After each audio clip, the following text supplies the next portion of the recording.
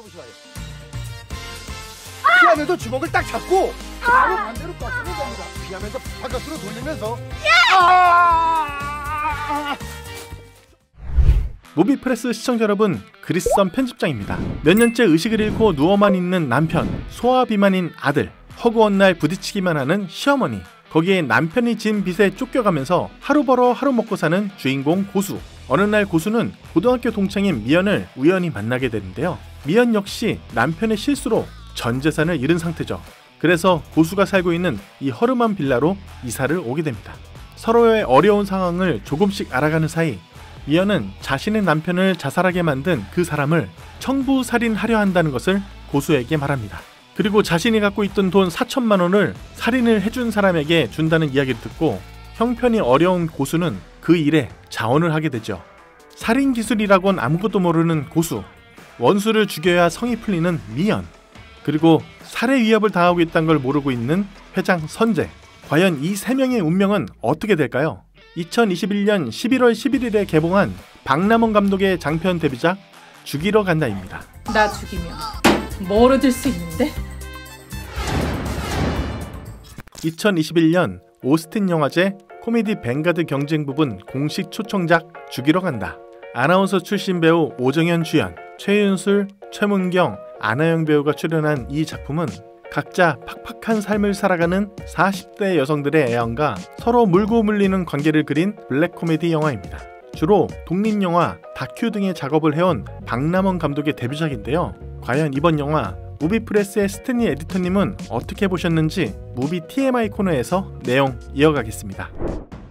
안녕하세요. 스탠리의 무비 TMI 시간입니다. 시사회장을 다녔습니다. 용산 CGV에서 있었던 죽이러 간다를 보고 왔습니다. 오늘 보고 온 죽이러 간다는 여러 가지 주목할 만한 점이 있습니다. 그 중에 하나가 여성 감독님이 만드신 여성 서사라는 점인데요. 사실 이거는 더 이상 주목할 만한 거리도 안 돼야 되는 것이 시대적 흐름에 맞습니다. 최근 몇 년간 우리 사회에 크나큰 변화의 바람이 불면서 여러 가지 사회적 이슈, 젠더 평등이라든가 또는 여성 인력의 사회적인 진출, 평등, 많은 이슈들이 있었잖아요. 근데 그 못지않게 영화계에서도 여성 감독님들의 약진이 아주 눈에 띄는 1, 2년간의 변화가 있었습니다. 가령 작년에 아주 큰 파란을 일으켰던 소리도 없이, 그 감독님도 여성 감독님이고 너무 재밌게 봤던, 지금 넷플릭스에도 올라와 있는 찬실이는 복도 많지, 이것 또한 여성 감독님이고, 또 저희가 소개해드렸던 클라이밍이라는 아주 독특한 소재의 애니메이션 클라이밍도 감독님의 그 독특하고 섬세한 시각이 없었다면 여성 클라이머가 가지고 있는 임신과 출산에 가지는 어떤 심리적인 공포, 이런 것들을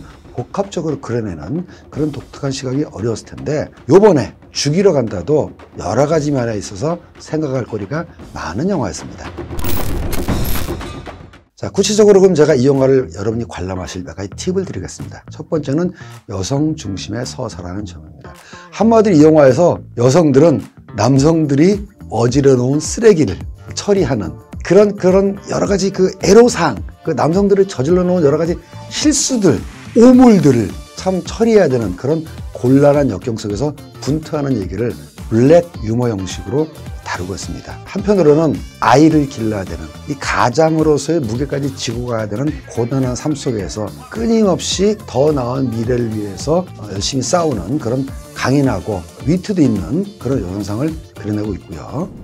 죽이러 간다를 감상하는 두 번째 포인트, 사회 풍자가 있습니다. 요즘 우리가 기생충이라든가 오징어 게임을 통해서 이 자본주의 사회에 살아가는 우리들의 고충, 애환, 이런 풍자한 작품들이 한국을 넘어서서 전 세계적인 호응을 받고 있지 않습니까? 마찬가지로 죽이러 간다에서도 우리가 많이 경제적으로 성장을 했지만 열악한 사회 안전망 속에서 언제든지 중산층에서 더 힘든 상태로 떨어질 수 있다는 그런 위기의식을 가지고 살고 있는데요. 이 영화의 캐릭터들도 안온한 삶을 살다가 여러 가지 문제 때문에 나락으로 떨어지는 와중에서 정말 만화 같지만 현실적으로는 벌어질 수 없지만 이렇게 극단적인 상황에 몰릴 수밖에 없는 캐릭터들, 그리고 주변 인물을 통해서 우리나라의 사회가 얼마나 살기 힘들고 팍팍한 사회인지 거기에 대한 현실 풍자를 재미있게 독특한 시각으로 하고 있다는 점, 이 시대를 살아가는 성인 한국 여성의 시각으로 볼 수밖에 없는 새로운 풍자적 시각이 있다는 거 관람 포인트가 되겠고요.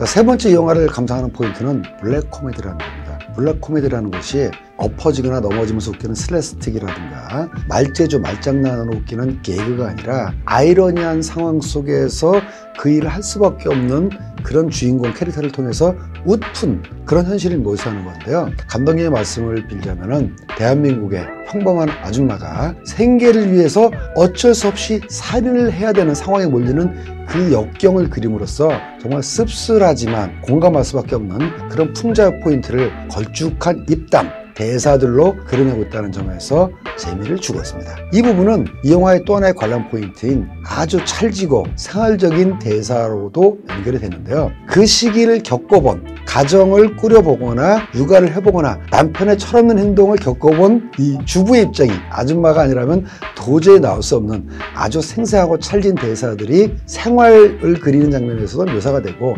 주인공이 험난한 미션을 수행하러 가야 되는 장면에서도 묘사가 되고 그리고 주인공을 비롯한 이 영화의 주요 캐릭터들은 고등학교, 대학교를 통해서 학창시절부터 인연들을 가지고 있는 인물들인데요. 이 사람들이 그 오랜 세월이 지나는 동안에 어떻게 변모했는가를 바라보는 것도 재미고 또 이 변모한 사람들이 현실 속에서 바뀐 상황 속에서 어떤 얘기를 주고받는가를 따라가는 것 또한 이 영화를 감상하는 포인트가 되겠습니다. 그리고 제가 개인적으로 재밌게 봤던 장면은요. 죽이러 간다는 제목답게 주인공이 청부살인을 하러 갔다가 살인 대상자하고 정말 피 터지게 싸웁니다. 목숨을 노리는 피 터진 결투를 벌이다가 잠깐 어떤 해프닝 때문에 이 싸움을 중단하는 상황이 와요. 이거는 어떻게 보면 퀸틴 타란티노 영화의 킬빌의 상황하고 비슷하다고 볼 수도 있겠지만 이게 한국 영화인 만큼 완전히 느낌이 다릅니다. 그 와중에 수다를 떠는데 정말 한국이 아니면 나올 수가 없는 독특한 상황과 유머로구나 해서 저는 그 장면을 아주 재밌게 봤습니다.